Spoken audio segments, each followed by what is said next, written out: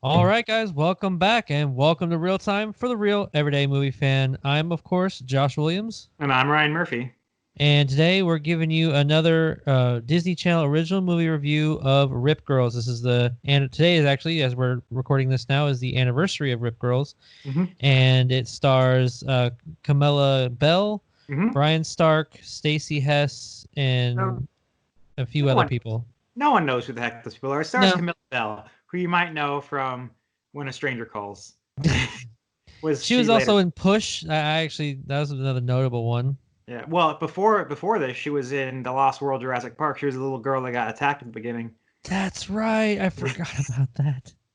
So I completely forgot about that. Holy cow. Okay. So yeah, yeah, this is our 20th anniversary review. If you haven't checked out our other ones we reviewed with our other video, go check that out before coming back. there'll be links. But let's The link to the playlist will be in the link in the description below. So Yep, perfect. So let's just hop right into it. Now, I just finished this a little bit ago, so it's fresh in my mind. So I mean, let's go ahead and start with you though, Ryan. What did you think what do you think of this one? it's all right. This actually was not a nostalgic one for me at all. Like Me I either. I remember like one scene, which is when they're watching the whales, and I remember I may have not even ever watched the whole movie. I just remember watching that one scene as a kid.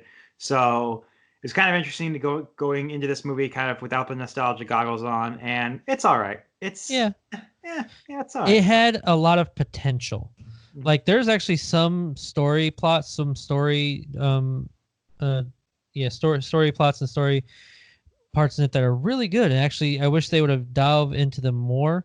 There were some really good dramatic scenes. The whole situation of why she was taken out of Hawaii and just the whole situation with her biological mother. That was great stuff.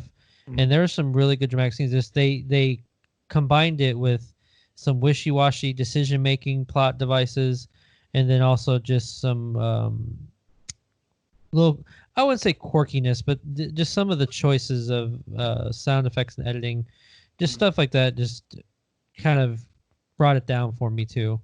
Well, I just Go ahead. it's cookie cutter Disney by the numbers. It's about a girl who's she has one parent dead, of course, and she has a father who's overprotective and doesn't want the same thing to happen to her, and so he forbids her from surfing, and so she goes surfing when the family goes to Hawaii, which she doesn't want to go because she doesn't want to relive all those memories, but. They go to Hawaii and she starts surfing and she's disobeying her father, but also it turns out surfing this movie is not about surfing. Like I thought the whole thing No, was gonna be then about how I'm gonna be a surfer, and then it's like totally about like are they gonna stay in Hawaii? Is she gonna sell the house that she inherited from her mother? And oh yeah, by the way, there's a little bit of surfing. So yeah, in that respect, it's basically a movie about is she gonna sell this house? And so like I said, and it's all it yeah, and in that particular plot point is which is the major overarching of it is the really the best part. I wish they would have seriously delved into that some more because it's not just the house; it's like a bunch of land, and some people want to buy it and so forth. And it's the coming of age aspect of it, and her trying to find out her heritage. Those are the parts I really loved. And I wish they would have gotten to more, more into it.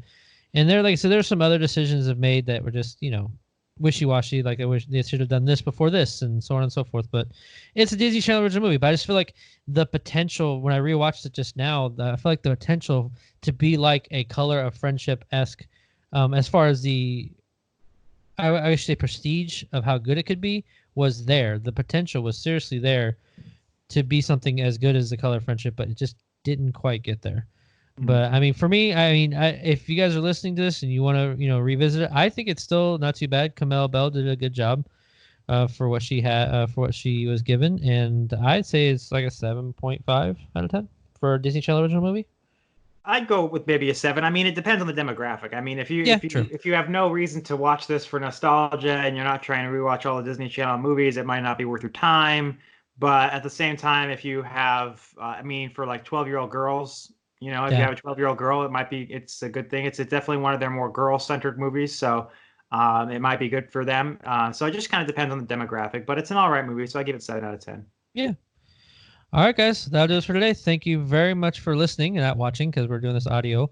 What did you guys think of Rip Girls if you have seen it? Leave your comments in the section below. Let us know what you liked or not after you checked it out and give us your positive negatives of the film. Also, if you like what you watched, hit the like button and subscribe to the channel so you can receive more of our various content in the future. Also, like us on Facebook, Twitter, and Stardust, and the links are in the description below as well, as always. That's all we have for today. Again, I'm Josh Williams. And I'm Ryan Murphy And thank you for keeping it real with ReelTime.